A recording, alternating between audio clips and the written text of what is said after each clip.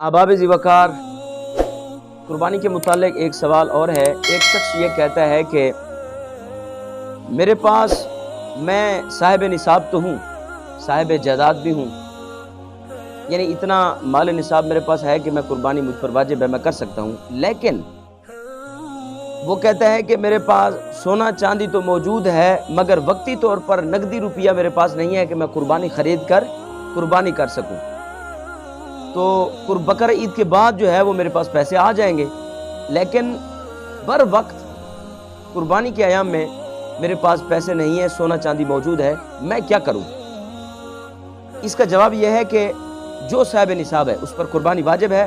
قربانی کرنے کے لیے یا تو وہ اپنا سونا فروخت کر دے، یا وہ اپنی چاندی فروخت کر دے، یا وہ قرض حسنہ کے طور پر کسی سے قرض لے لے۔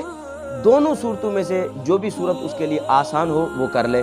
یا تو وہ کسی سے قرض حسنہ لے لے اور قربانی کرے، یا وہ اپنا سونا چاندی بیچ کر قربانی کرے گا، اس پر قربانی واجب ہے، وہ ہر حال میں قربانی کرے گا۔